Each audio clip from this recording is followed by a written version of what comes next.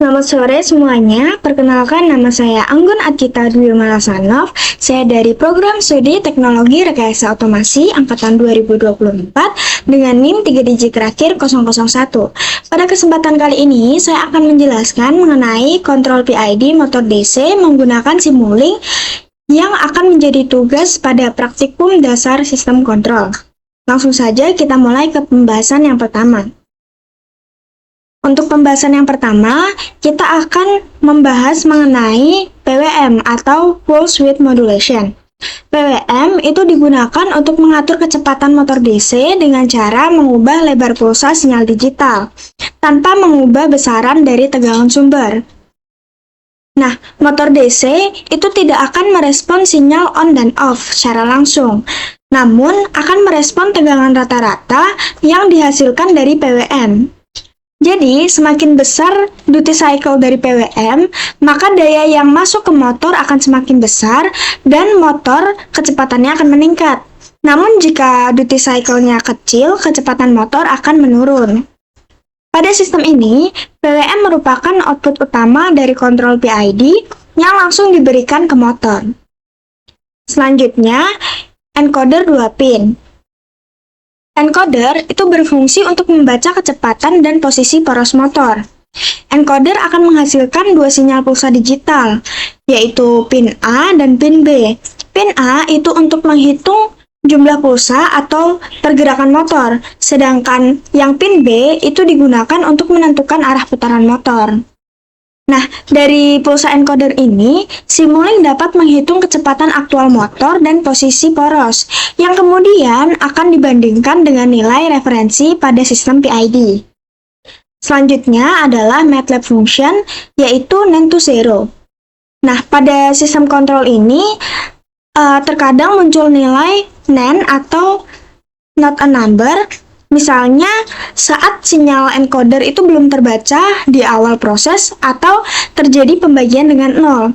Nah, untuk mencegah error atau ketidakstabilan pada sistem, dapat menggunakan MATLAB function NaN to zero yang nantinya akan berfungsi untuk mengubah nilai NaN menjadi 0.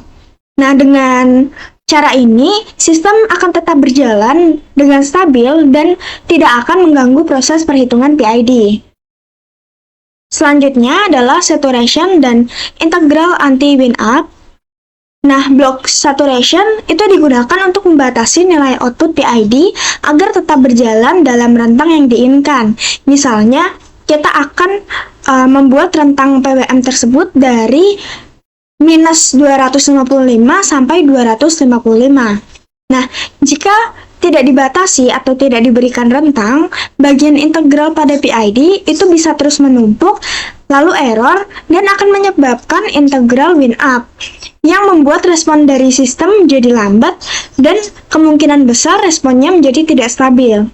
Nah, dengan adanya integral anti-wind up ini, akumulasi integral dapat dikendalikan saat output mencapai batas maksimum atau batas minimumnya, sehingga sistem menjadi lebih responsif dan lebih stabil. Selanjutnya adalah kontrol PID. Kontrol PID itu sendiri terdiri dari 3 komponen, proporsional, integral, dan derivatif. Nah, komponen proporsional itu akan merespon error saat terjadi error.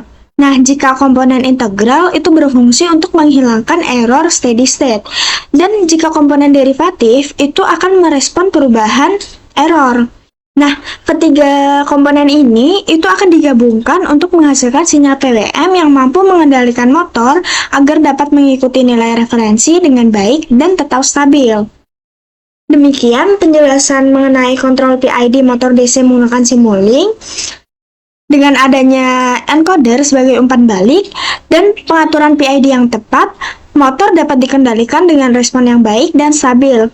Selanjutnya, saya akan memberikan simulasi dari kontrol PID menggunakan motor DC. Jadi, kita akan membuat rangkaian seperti ini. Untuk rangkaian yang pertama, itu rangkaian kontrol PID. Nah, bisa kita lihat di sini kita menggunakan 2 Arduino. ada Arduino pin 5 dan ada Arduino pin 6, lalu ada dua switch, lalu ada Goto dan blok-blok yang sudah digunakan di pertemuan sebelumnya. Nah, ini inputannya itu PID. Nah, lalu untuk rangkaian yang kedua, di sini kita menggunakan encoder. Jadi kita akan membaca encoder. Nah, untuk blok-bloknya sama, ada delay dan yang lainnya ada sum juga. Lalu di sini didefinisikan delta encoder atau selisih. Lalu kita lanjut ke rangkaian yang ketiga. Nah, rangkaian yang ketiga ini rangkaian filter kecepatan. Bisa kita lihat di sini outputnya menggunakan alpha. Nah, alpha nanti nilainya diatur dengan slider. Jadi kita bisa geser-geser untuk nilai inputan alfanya. Lalu kita bisa lihat di sini terdapat dua inputannya. Nah, untuk inputan yang pertama dia itu di minus alpha, lalu dikalikan feedback output itu sendiri, di mana ada di sini kita lihat memori dan delay. Lalu untuk inputan yang kedua itu alpha juga dan dikalikan dengan data delta encoder yang sudah kita buat di rangkaian yang kedua. Lalu untuk rangkaian yang selanjutnya yaitu rangkaian clock. Jadi dia akan menghasilkan time dan proof time, dan kemudian di sini dia akan dioperasikan di minus dan hasilnya yaitu delta time.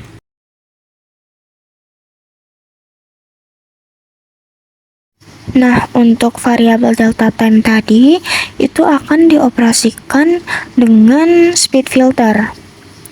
Nah, speed filter ini sudah ada di rangkaian yang ketiga. Lalu speed filter akan dibagi dengan delta time dan akan menghasilkan speed.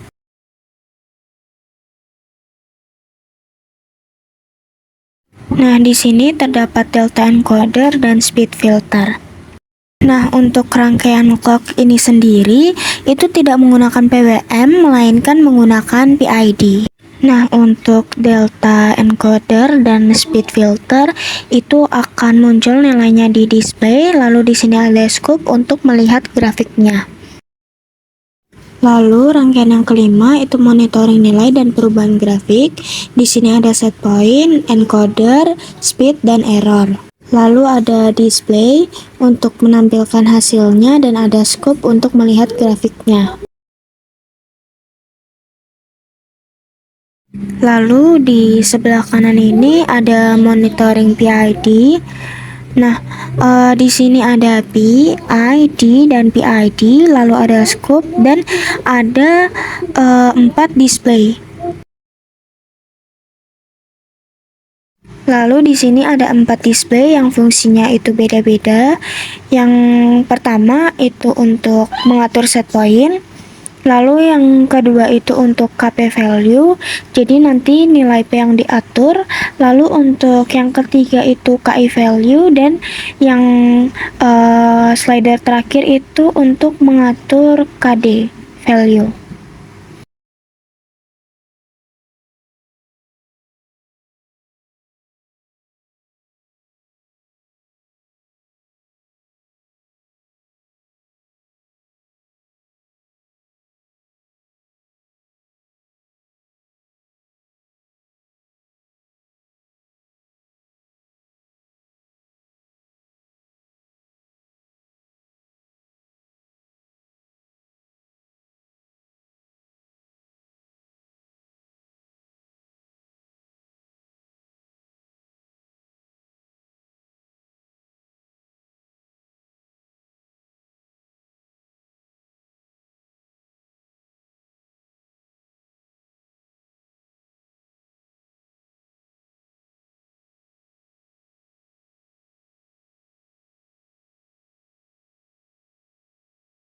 Nah, di sini ada rangkaian percobaannya.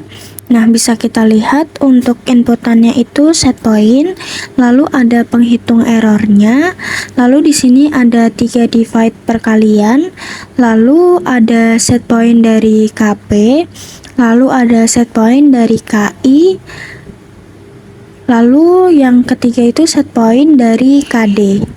Nah, sebelumnya akan diproses untuk non to zero, kemudian ada delay, di mana inputannya itu dari feedback error, lalu dikali delta time supaya masuk ke inputan selanjutnya yang akan dikali dengan KI.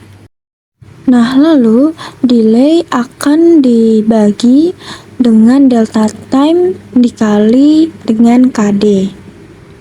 Nah, lalu di sini ada saturation antara PID yang dimana dia akan menampilkan output dari PID.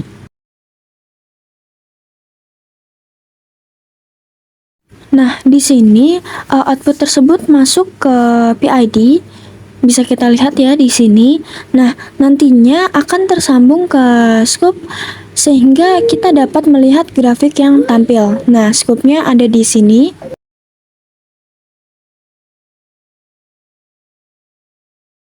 Nah, lalu di rangkaian itu ada feedback untuk speednya berapa.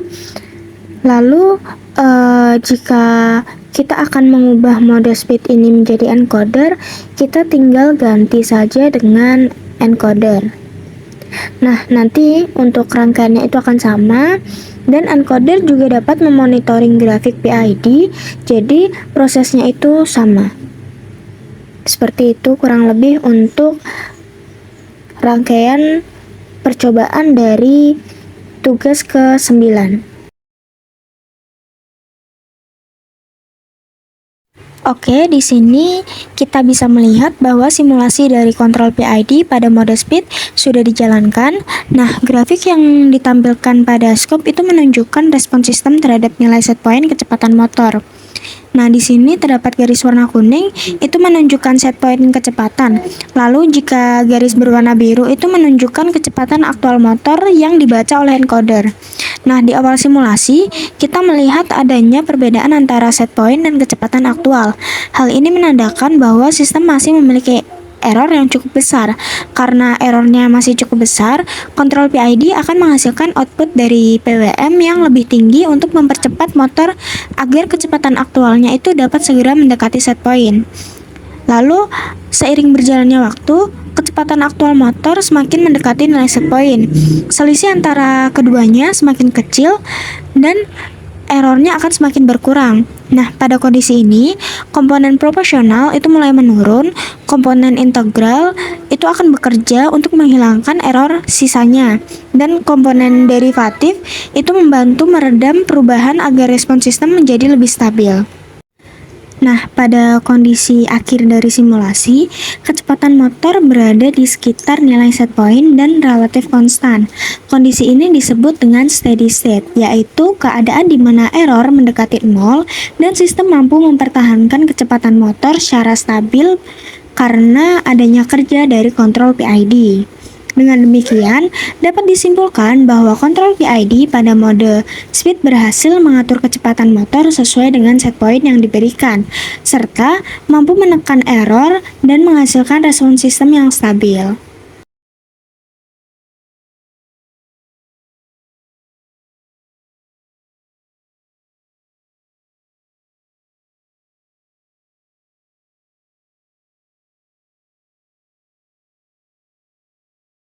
Nah, di sini kita bisa melihat bahwa motor DC sedang dikendalikan oleh sistem. Motor DC ini terhubung ke Arduino dan akan dikontrol lewat Simulink di MATLAB. Saat simulasi dijalankan, motor akan berputar mengikuti sinyal PWM yang dihasilkan oleh kontrol PID. Nah, perubahan kecepatan motor akan langsung terbaca oleh encoder dan akan ditampilkan dalam bentuk grafik di layar.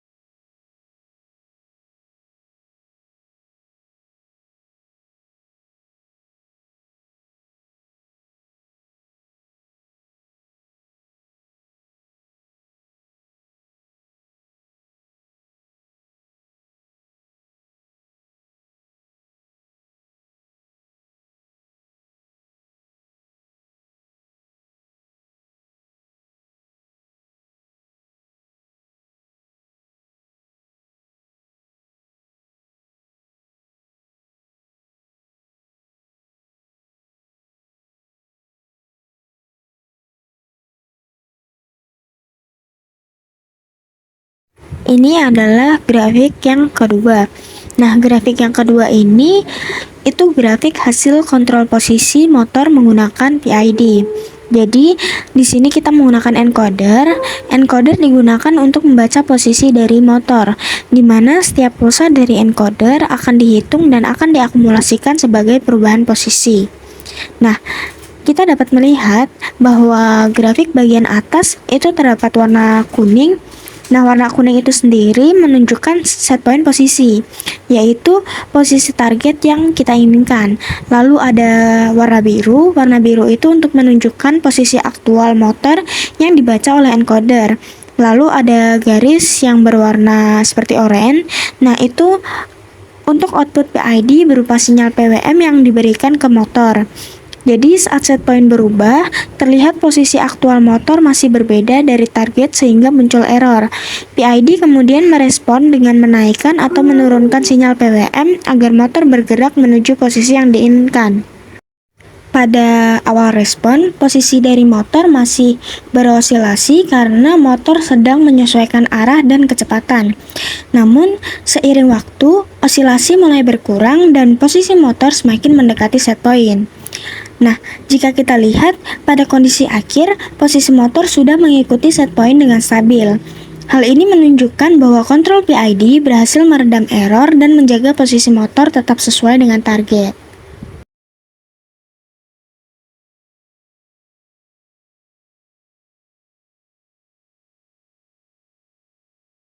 Untuk grafik yang terakhir, ini adalah grafik dari mode posisi kontrol, di mana tujuannya itu untuk mengatur posisi motor agar sesuai dengan posisi target yang kita inginkan. Nah, posisi motor itu akan dibaca menggunakan encoder yang akan menghasilkan pulsa setiap kali poros motor berputar. Pulsa-pulsa ini kemudian akan dihitung dan akan diakumulasikan untuk mengetahui perubahan posisi motor dari titik awal. Lalu, encoder juga akan memungkinkan sistem untuk mengetahui arah putaran dari motor, sehingga posisi dapat bertambah atau berkurang sesuai dengan arah pergerakan motor. Nilai posisi aktual dari encoder juga akan dibandingkan dengan set point posisi. Selisih antara keduanya itu akan menghasilkan error posisi. Nah, error ini akan diproses oleh kontrol PID untuk menghasilkan sistem PWM yang akan mengatur pergerakan dari motor. Pada saat error masih besar, PID akan memberikan output yang lebih besar agar motor cepat bergerak menuju posisi target. Lalu, seiring berjalannya waktu, posisi motor semakin mendekati set point, error akan semakin kecil, dan output PID akan menjadi lebih stabil. Sehingga motor dapat berhenti di posisi yang diinginkan dengan respon yang stabil. Dari grafik yang ditampilkan ini dapat dilihat bahwa kontrol PID itu mampu menggerakkan dan mempertahankan posisi motor dengan baik, dengan error yang kecil dan sistemnya juga menjadi lebih stabil. Sekian yang dapat saya sampaikan, kurang lebihnya mohon maaf dan terima kasih.